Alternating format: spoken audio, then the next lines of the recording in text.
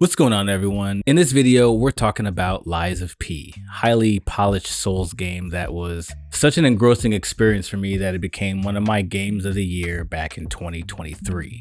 I've mulled over many conversations as I played this game around how it sets itself apart from many of the other Souls games on the market, and with the recent release of its Overture expansion having finished that to completion, I am convinced now that this is the new king of the Souls genre. And I'm going to spend some time in this video explaining why this game is so special. So let's dive in. For years, the Soulslike genre has been defined by From Software's masterpieces: Dark Souls, Demon Souls, Bloodborne, Sekiro, and Elden Ring. These games are legendary for their brutal difficulty, their cryptic lore, precision parrying, and emphasis on player discovery. I've personally sunk well over 100 hours into each of these games, putting both my money and my time where my mouth is. We've also seen a plethora of other Souls-like games like Nioh, Remnant, Mortal Shell, and Hollow Knight, all constantly vying to mimic the greatness of the From Software platform. In my head, it immediately posed a challenge. Can a studio truly replicate and innovate on that lightning in a bottle formula that From Software started? In 2023, however, we were introduced to Lies of P, seemingly out of nowhere from NeoWiz and Round 8 Studio, taking on the dark perspective of a famously known fairy tale, not knowing the innovation I was seeking was around the corner. I realized while playing Lies of P that it doesn't just mimic, it evolves. It embraces the core tenets of the Souls-like experience with a reverence that grips. The challenging boss fights that push your skills to their absolute limits? Check. The intricate level design that encourages meticulous exploration? Check. The satisfaction of overcoming seemingly insurmountable odds? Check. But where Lies of P truly makes its mark, where it truly shakes up the established order, is its audacious focus on the story. Unlike its predecessors, which often rely on environmental storytelling, attention to item descriptions, and fragmented dialogue to piece together their narratives, Lies of P does the same but puts its story front and center. It takes the classic tale of Pinocchio, a whimsical children's story, and twists it into a grim and gothic, utterly compelling narrative. You are P, a puppet awakened amidst a city plagued by a deadly automaton uprising and a mysterious disease. Your journey is not just about survival, it's about uncovering the truth, making difficult moral choices, and exploring the very nature of humanity and its lies.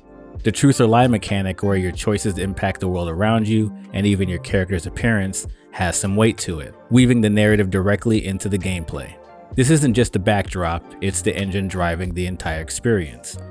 This deep, engaging lore is precisely what helps it stand apart in this Souls-like crowded market.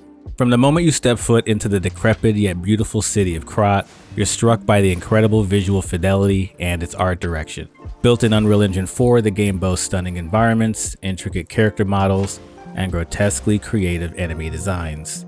The animations are fluid, the combat feels incredibly responsive and weighty, and the sound design is masterful. Every clank of a puppet, every scream of a monstrous boss, every subtle musical cue adds to the oppressive atmosphere. The game changer is in its weapon assembly system, allowing you to mix different blades and handles for several dozens of unique combinations. For example, you can take the blade of a greatsword and place it on the hilt of a dagger, or you can take the blade of a spear and place it on the hilt of an axe. Another weapon type is the Legion Arm, a series of prosthetic arms equipped with flamethrowers, grappling hooks, shotguns, and so much more, giving you an ultimate arsenal that keeps every fight fresh. Performance is rock solid, a testament to the developer's dedication to delivering a high-quality, feature-complete experience. This level of refinement right out of the gate is rare for a new IP in any genre nowadays. It's even rarer for a developer making its first mark on the AAA scene, which speaks volumes about NeoWiz and Round 8 Studios' commitment and attention to detail.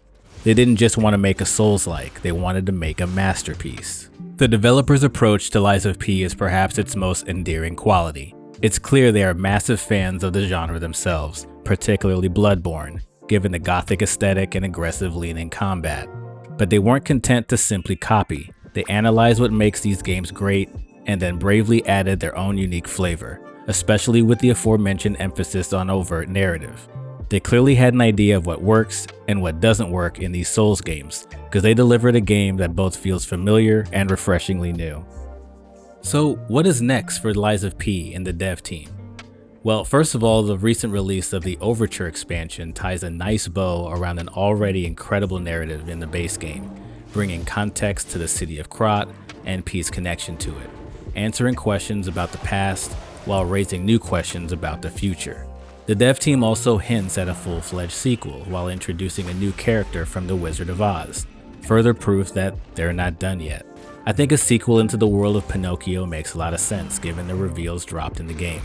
I'd love to see them continue to adapt other classic fairy tales into this grim and visceral style. I could also see a scenario where the city of Krat lives in the same universe as a twisted Wizard of Oz like an Alice in Wonderland, or even the grimmest fairy tales like Frankenstein or Rumpelstiltskin. From a gameplay perspective, while the combat is fantastic, a deeper exploration of the truth mechanic could be revolutionary. What if a certain truth choice unlocks unique combat abilities or weapon variations that are drastically different from lie choices, encouraging even more replayability and distinct build paths? Perhaps more dynamic environmental interactions during boss fights, or even light cooperative elements that don't detract from the single-player experience, but rather enhance moments of desperation.